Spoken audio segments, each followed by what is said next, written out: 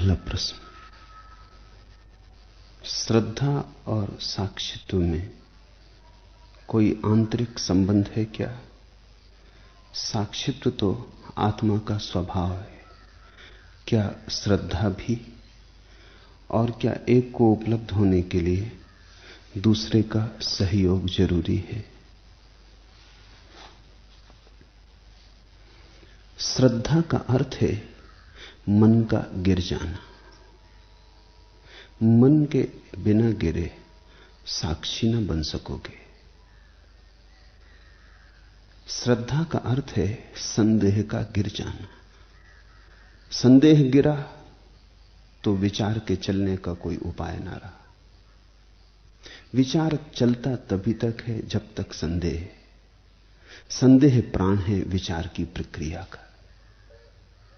लोग विचार को तो हटाना चाहते, संदेह को नहीं। तो वे ऐसे ही लोग हैं जो एक हाथ से तो पानी डालते रहते वृक्ष पर और दूसरे हाथ से वृक्ष की शाखाओं को उखाड़ते रहते, पत्तों को तोड़ते रहते। वे स्व-विरोधाभासी क्रिया में संलग्न हैं। जहां संदेह है वहां विचार है। संदेह विचार को उठाता है। संदेह भीतर के जगत में तरंगें उठाता है। इसलिए तो विज्ञान संदेह को आधार मानता है, क्योंकि विचार के बिना खोज कैसे होगी। तो विज्ञान का आधार है संदेह। संदेह करो, जितना कर सको उतना संदेह करो, ताकि तीव्र विचारणा का जन्म हो, उसी विचारणा से खोज हो। धर्म कहता है श्रद्धा करो। श्रद्धा का अर्थ है संदेह नहीं। संदेह गया कि विचार अपने से ही शांत होने लगते। संदेह के बिना विचार करने को कुछ बचता ही नहीं। प्रश्न ही नहीं बचता तो विचार कैसे बचेगा? जो लोग सोचते हैं विचार को शांत कर लें और श्रद्धा करने को राजी नहीं, वे कभी सफल ना होंगे। वे जड़ों को तो बचाए रखना चाहते हैं, पत्तों को तोड़ना चाहते हैं। जड़ें नए पत्ते भेज देंगी। जड़ें यही काम कर रही, नए पत्तों को जन्माने का काम कर रही। जड़ें तो गर्भ हैं जहां से नए बच्चों, नए पत्तों का आगमन होता रहेगा। श्रद्धा का अर्थ है मेरा कोई प्रश्न नहीं, और प्रश्न नहीं तो विचार की तरंग नहीं उठती। जैसे झील के किनारे तुम बैठे, एक पत्थर उठा के शांत झील में फेंक दो। फेंकते तो एक पत्थर हो, लेकिन अनंत लहरें उठाती, लहर पर लहर उठती चली जाती। एक संदेह अनंत विचारों का जन्मदाता हो जाता है। प्रश्न उठा कि यात्रा शुरू हुई। श्रद्धा का अर्थ है प्रश्न को गिरा दो, प्रश्न मत उठाओ। जो है, जो नहीं है नहीं है। इस भाव में राजी हो जाओ। इस राजीपन में ही साक्षी का जन्म होगा। इस परम स्वीकार भाव में ही साक्षी के भाव का उदय होता है। तो श्रद्धा के क्षितिज पर ही साक्षी का सूरज निकलता है, साक्षी की सुबह होती। श्रद्धा के बिना तो साक्षी जन्म ही नहीं सकता। ऐसा समझो, संदेह तो तुम विचारक हो जाओगे, साक्षी तो तुम मनीषी हो जाओगे। संदेह तो तुम तर्कयुक्त हो जाओगे, श्रद्धा तो तुम तर्क शून्य हो जाओगे।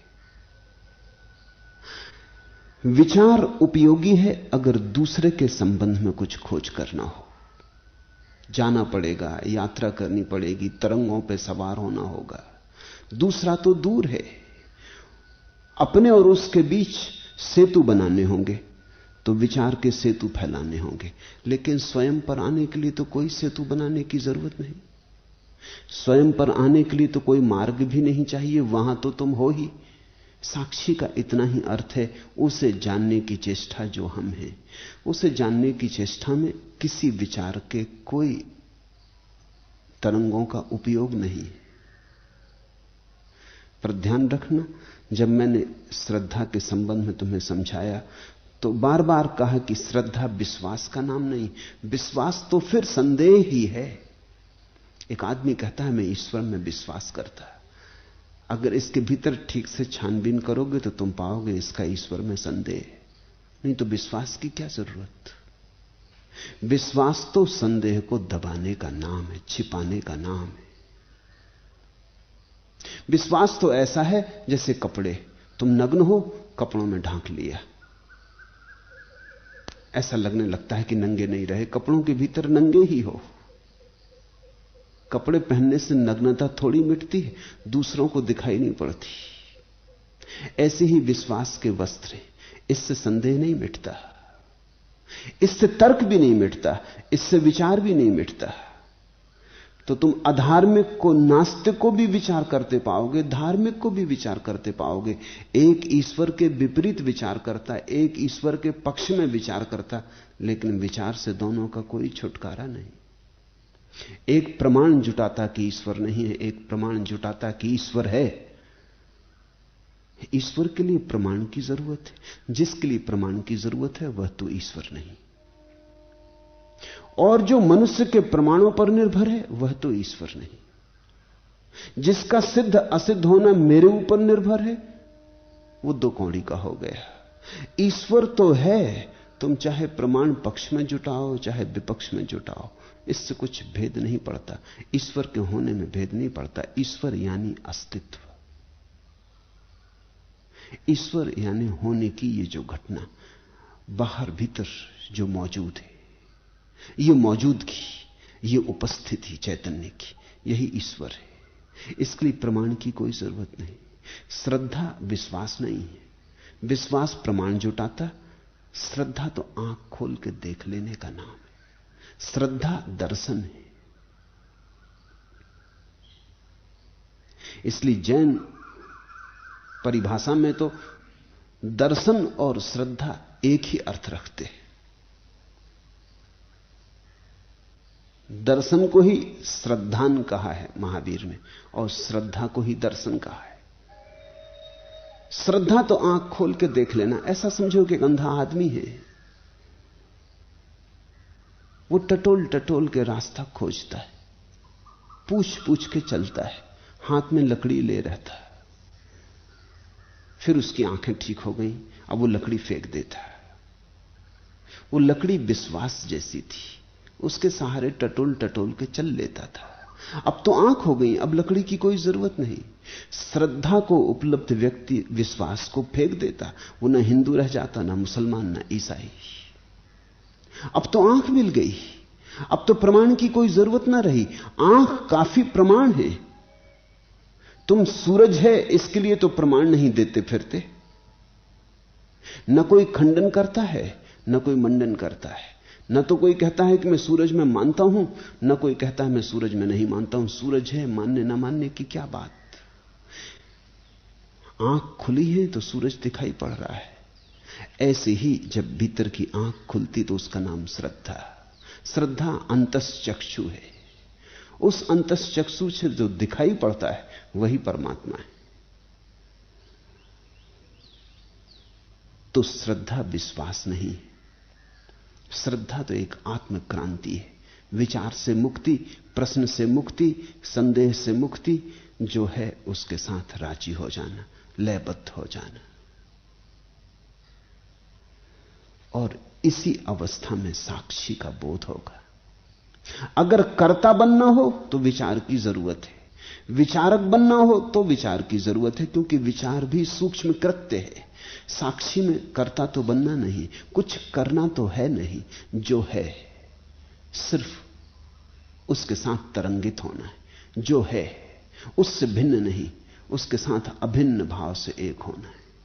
करने को तो कुछ है नहीं साक्षी में, सिर्फ जागने को है, देखने को है। पूछा है श्रद्धा और साक्षित्व में कोई आंतरिक संबंध है? निश्चित ही। श्रद्धा द्वार है, साक्षी मंदिर में विराजमान प्रतिमा। श्रद्धा के बिना कोई कभी साक्षी तक नहीं पहुंचा, न सत्य तक पहुंचा। श्रद्धा के बिना तुम पंडित हो सकते हो, ज्ञानी नहीं। श्रद्धा के बिना तुम विश्वासी हो सकते हो, अनुभवी नहीं। तो दुनिया में दो तरह के भटकते हुए लोग हैं, एक जिनको हम नास्तिक कहते और एक जिनको हम आस्तिक कहते। दोनों भटकते, दोनों विश्वास से भरे, एक पक्ष में एक विपक्ष में। न नास्तिक को पता है कि ईश्वर है, न आस्तिक को पता है कि ईश्वर है। इसलिए मैं धार्मिक को दोनों से अलग रखता हूं। वो तो न नास्तिक है न आस्तिक है। उसने तो धीरे धीरे देखने की चेष्टा की। तुम्हारी धारणाओं की कोई जरूरत ही नहीं है देखने में। तुम्हारी धारणाएं बाधा बनती, तुम्हारे पक्षपात अड़चन लाते। तुम कुछ मान के चल पड़ते हो, उसके कारण ही देखना शुद्ध नहीं रह जाता। तुमने अगर पहले से ही मान लिया है तो तुम वैसा ही देख लोगे जैसा मान लिया है। बिना माने, बिना भरोसा किए, बिना विश्वास किए, बिना किसी धारणा में रस लगाए, जो खाली शांत मौन देखता रह जाता है। जो है उसे जानना है, अभी हमें उसका पता नहीं तो माने कैसे। मेरे पास लोग आते हैं, वो कहते हैं ईश्वर को कैसे माने। मैं उनसे कहता हूं तुमसे मैं कहता नहीं कि तुम मानो, इतना तो मानते हो कि तुम हो, इसे कोई मानने की जरूरत ही नहीं। वो कहते ये तो हमें पता है कि हम हैं। तुमने ऐसा आदमी देखा जो मानता हो कि मैं नहीं हूं? ऐसा आदमी तुम कैसे पाओगे? क्योंकि ये मानने के लिए भी कि मैं नहीं हूं, मेरा होना जरूरी है। मुल्ला नसरुद्दीन अपने घर में छिपा बैठा है। किसी आदमी ने द्वार पर दस्तक दी। उसने संद से देखा कि आ गया वही दुकानदार जिसको पैसे चुकाने। उसने जोर से चिल्ला के भीतर से कहा, मैं घर में नहीं हूं। वो दुकानदार हंसा। उसने कहा, हद हो गई, फिर ये कौन कह रहा है कि मैं घर में नहीं हूं? मुल्ला ने कहा, मैं कह रहा हूं कि मैं घर में नहीं हूं, सुनते हो कि नहीं? लेकिन ये तो प्रमाण है घर में होने का। मैं घर में नहीं हूं ऐसा कहा नहीं जा सकता। कौन कहेगा? आज तक दुनिया में किसी ने नहीं कहा मैं नहीं हूं। क्यों? क्योंकि मैं का तो प्रत्यक्ष अनुभव हो रहा है। इसे इंकारो कैसे, झुठलाओ कैसे? सारी दुनिया भी तुमसे कहे कि तुम नहीं हो तो भी संदेह पैदा नहीं होगा। तुम कहोगे पता नहीं दुनिया कहती है ऐसा, लेकिन मुझे तो भीतर से स्पर्श हो रहा, अनुभव हो रहा, प्रतीति हो रही कि मैं हूं। और अगर मैं नहीं हूं तो तुम किसको समझा रहे हो? कम से कम समझाने के लिए तो इतना मानते हो कि मैं हूं। ये जो भीतर मैं का बोध है अभी धुंधला धुंधला है। जब प्रगाढ़ होकर प्रकट हो जाएगा तो यही मैं का बोध परमात्मा बोध बन जाता है। इसी धुंधले से बोध को, धुएं में घिरे बोध को प्रगाढ़ करने के लिए श्रद्धा में जाना जरूरी। श्रद्धा का अर्थ फिर दोहराता हूं, विश्वास नहीं, जो है उसको भरी आंख से देखना, खुली आंख से देखना। तुम हो, परमात्मा तुम्हारे भीतर तुम्हारी तरह मौजूद है। कहां भटकते, कहां खोजते? कहीं खोजना नहीं है, कहीं जाना नहीं, सिर्फ भरी आंख भीतर जो मौजूद ही है उसे देखना। देखते ही द्वार खुल जाते मंदिर के। साक्षी अनुभव में आता श्रद्धा के भाव से।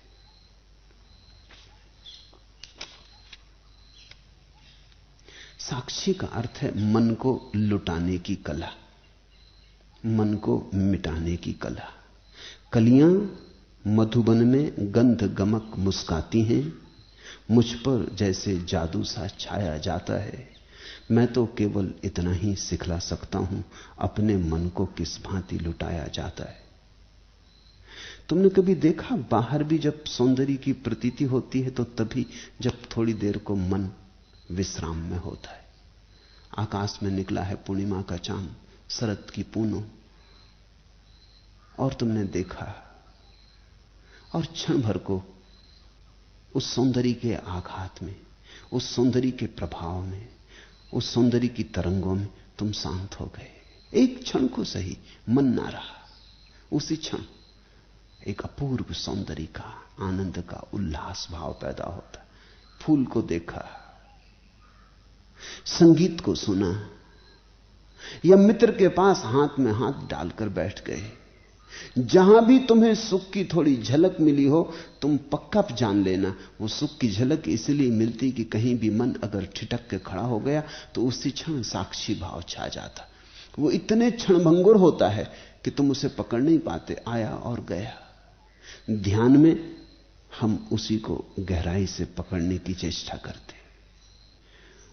वो जो सौंदर्य दे जाता है, प्रेम दे जाता है, सत्य की थोड़ी प्रतीतियां दे जाता है, जहां से थोड़े से झरोखे खुलते हैं अनंत के प्रति, उसे हम ध्यान में और प्रगाढ़ होकर पकड़ने की कोशिश करते हैं। और यही इस जगत में बड़े से बड़ा कृत्य है। ध्यान रखना, मैं कहता हूं कृत्य। कृत्य ये है नहीं, क्योंकि कर्ता इसमें नहीं है, लेकिन भाषा का उपयोग करना पड़ता है। ये जगत में सबसे बड़ा कृत्य है जो कि बिल्कुल ही करने से नहीं होता, होने से होता है। माना कि बाग जो भी चाहे लगा सकता है, लेकिन वह फूल किसके उपवन में खिलता है? जिसके रंग तीनों लोगों की याद दिलाते हैं और जिसकी गंध पाने को देवता भी ललचाते हैं। वो है साक्षी का फूल। बगिया तो सभी लगा लेते, कोई धन की, कोई पद की, बगिया तो सभी लगा लेते हैं, लेकिन वो फूल किसके बगीचे में खिलता है? जिसके लिए देवता भी ललचाते हैं। वो तो खिलता है जब तुम खिलते हो। वह तो तुम्हारा ही फूल है, तुम्हारा ही सहस्त्रदल कमल, तुम्हारा ही सहस्त्रार, तुम्हारे ही भीतर छिपी हुई संभावना जब पूरी खिलती, साक्षी में खिलती, क्योंकि कोई बाधा नहीं रह जाती। जब तक तुम करता हो तुम्हारी शक्ति बाहर नियोजित रहती, विचारक हो तो शक्ति मन में नियोजित रहती, करता हो तो शरीर से बहती रहती, विचारक हो तो मन से बहती रहती। ऐसे तुम बूंद बूंद झरते रहते, तुम कभी संग्रह नहीं हो पाते ऊर्जा के। तुम्हारी बाल्टी में छेद है, सब बह जाता। साक्षी का इतना ही अर्थ है कि ना तो करता रहे ना चिंतक रहे। थोड़ी देर को करता चिंता दोनों छोड़ दी। करता ना रहे तो शरीर से अलग हो गए, चिंतक ना रहे तो मन से अलग हो गए। इस शरीर और मन से अलग होते ही तुम्हारी जीवन ऊर्जा संग्रहित होने लगती, गहन गहराई आती। उस गहराई में जो जाना जाता उसे ज्ञानी साक्षी कहते, भक्त परमात्मा कहते। वो शब्द का भेद है। दूसरा प्रश्न, आप अष्टावक्र के बहाने